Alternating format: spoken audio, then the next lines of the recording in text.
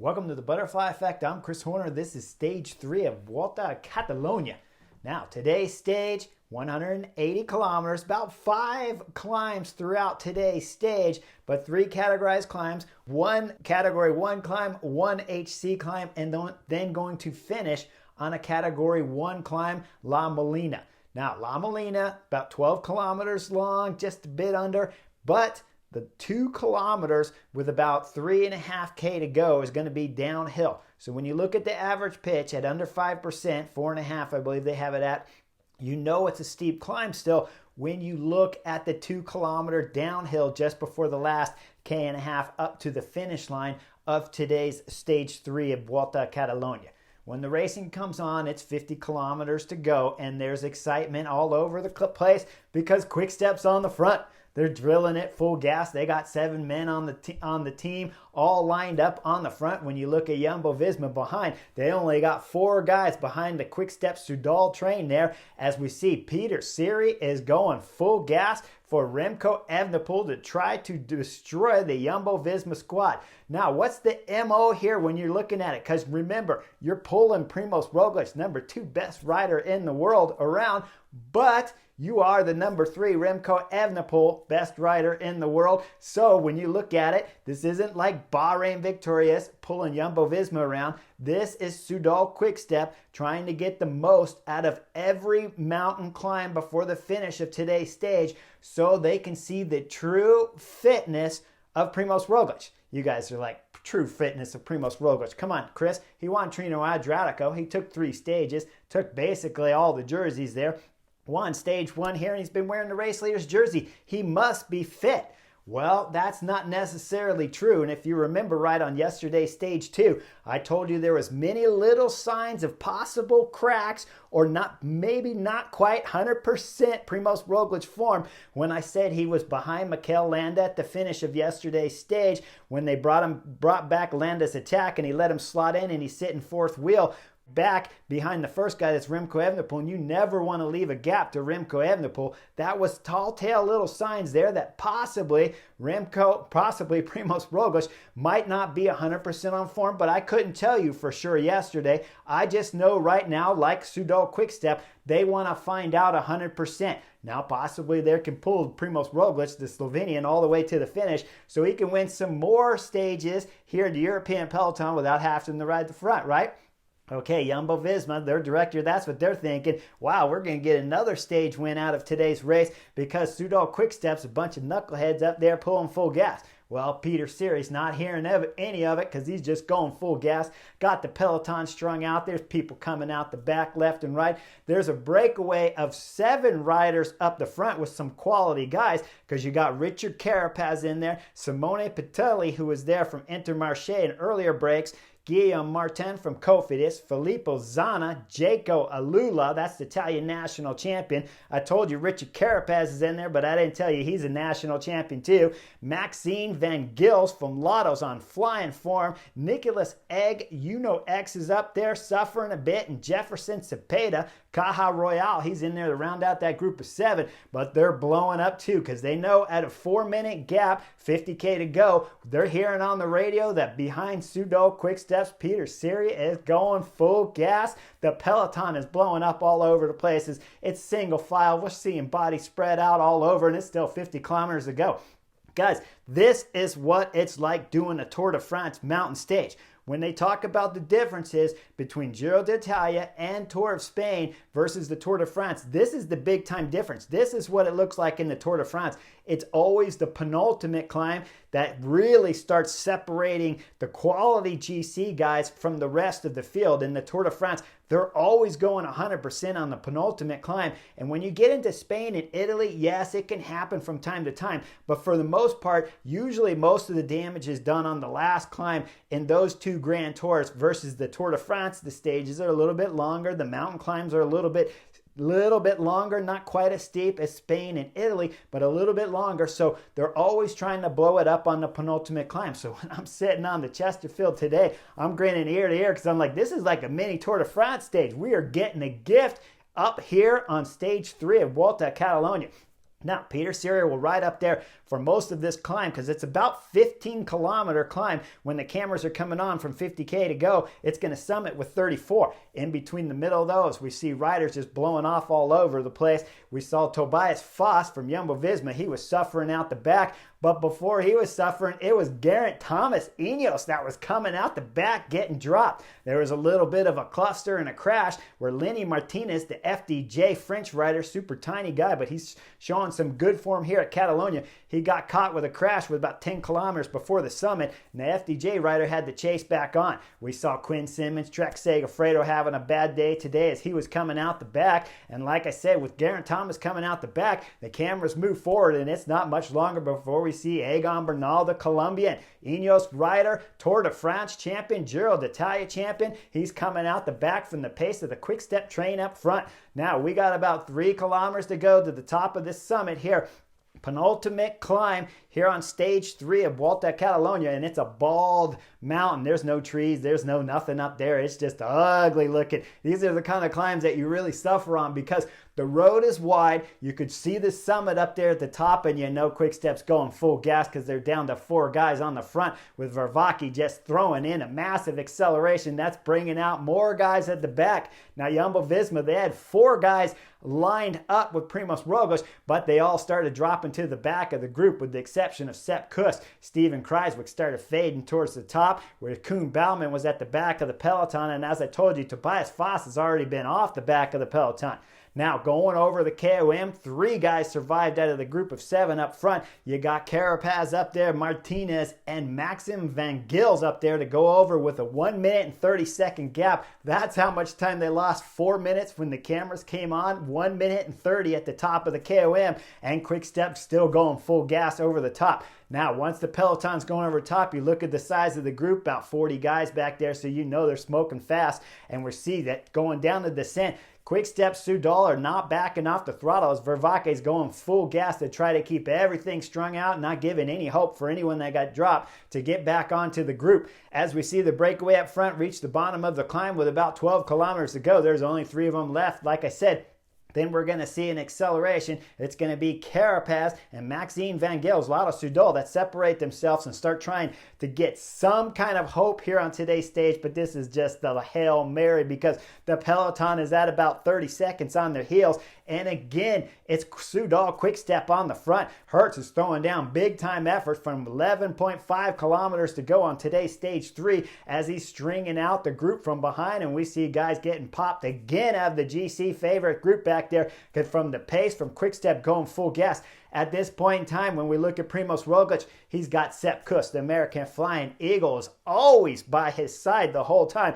And if you guys notice, he's always a little bit to the left. All the time when you're climbing, you see the hillside, whether if it's on the right side or if it's on the left side, most likely there's never going to be a full straight headwind coming at the riders where they'll be lined up exactly behind them. Usually on the hillside, the wind's going to come slightly from the angle over here. So that's why you see Sepp Kuss always just slightly off to the left. He's taking a little more wind behind Remco Evenepoel, but he's keeping his main guy, Primož Roglič, his race leader, he's keeping him a little bit more out of the wind and giving him a better draft, which means that Sepp Kuss is doing a little bit more work, but means Primož Roglič is saving a little more work.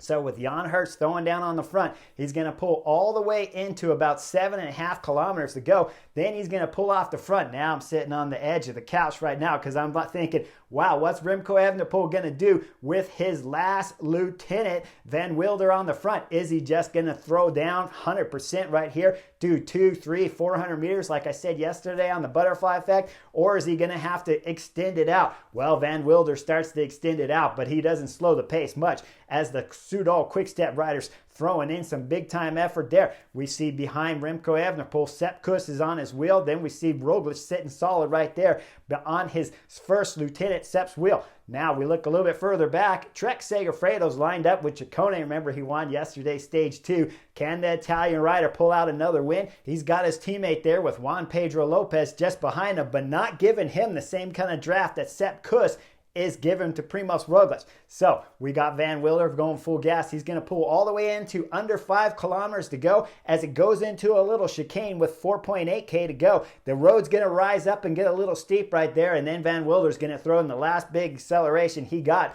He pulls hard to the left. Sepp Kuss doesn't have anything left. He pulls to the left too. And Remco Evenepoel accelerates on the pedals big time as he gaps Primož Roglič. Roglič is throwing hard out of the saddle, trying to bring back the Belgian rider. He's gaining on him, but it's not incredibly fast as the Slovenian knows he's suffering. When we look further back though, Ciccone, Trek Segafredo can't close the gap.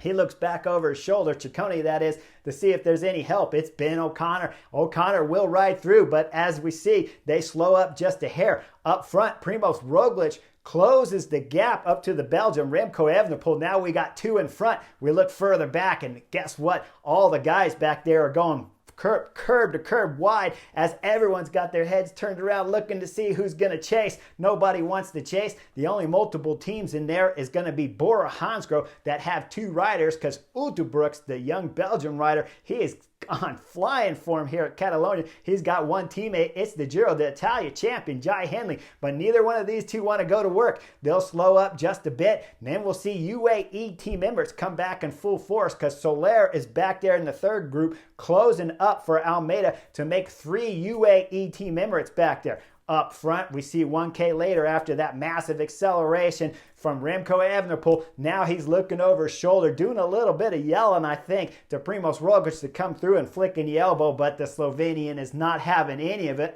of that. He is sitting on the wheel, the wise old veteran right here. They never think I get to say that about Primož Roglič, but he is riding intelligently here in 2023 and winning big-time races, and he's not going to take a pull with the Belgian rider because he knows Remco Evenepoel's on flying form. Now they'll go up over the last bit of the climb here as we go into the last 2K descent before the 1K ascent up to the finish line. When we drop down the descent for 2K, they see him flying through the right and the left bend. Once they come out of the left bend there, all of a sudden we see the flick of the elbow from the Belgian rider, and he wants for sure to have Primož Roglič come through. Roglič won't come through. So the young Belgian kid, what does he do? He brake checks the Slovenian just a little bit, and that forces Primož Roglič to avoid the back wheel and slide him up side by side. Makes it look like that Primož Roglič is actually going to take a pull up here on the front with Remco Evenepoel, but really Primož Roglič isn't going to have any of it, and he's going to slow back down. This is going to force Remco Evenepoel to go to the front again.